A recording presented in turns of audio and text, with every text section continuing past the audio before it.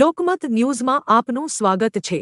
વડોદરાના હરણી રોડ પર આવેલ વિજયનગર L3 ફ્લેટમાં એક મોટી દુર્ઘટના ટળી ગઈ છે। અહીં અચાનક ફ્લેટની છતનો એક ભાગ તૂટી પડતા વિસ્તારમાં દોડધામ મચી ગઈ હતી। માહિતી અનુસાર છત પડતા નીચે પાર્ક કરેલા 3 થી 4 વાહનો દબાઈ ગયા છે અને તેમને ભારે નુકસાન થયું છે। વિજયનગર L3 ફ્લેટમાં કુલ 12 મકાનો આવેલા છે અને ઘટના સમયે લોકોમાં ભય અને ગભરાટનો માહોલ જોવા મળ્યો હતો। બનાવની ગંભીરતા જોતા ફાયર બ્રિગેડની ટીમ તરત જ સ્થળ પર પહોંચી ગઈ હતી અને સ્થિતિ કાબૂમાં લેવા માટે કાર્યવાહી શરૂ કરી હતી। રાહત અને બચાવ કામગીરી હાથ ધરવામાં આવી છે અને વિસ્તારને સુરક્ષિત બનાવવાનો પ્રયાસ ચાલી રહ્યો છે। સદનસીબે આ સમગ્ર ઘટનામાં કોઈ જાનહાનિ થયેલ નથી, પરંતુ ઘટના પછી સ્થાનિકોમાં ચિંતા અને ભયનો માહોલ જોવા મળી રહ્યો છે।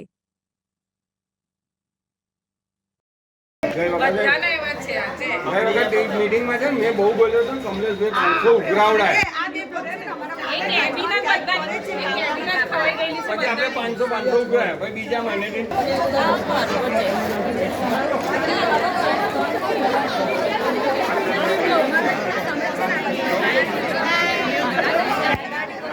આ હરણી વિસ્તારમાં વિજયનગર જે છે વિસ્તારમાં મકાન ગ્રાઉન્ડ +2 2 માળનું બિલ્ડિંગ છે, તેમાં ટેરેસના ભાગેથી એક ભાગ જે જર્જરિત થશે એ પડ્યો છે।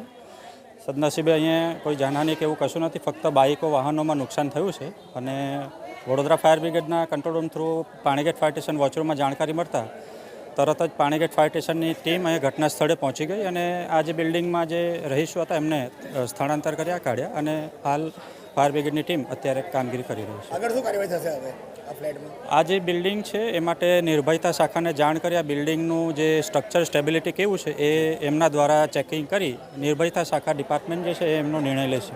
આપનો પરિચય સર? હું વડોદરા ફાયર બ્રિગેડ તરફથી અમિત ચૌધરી।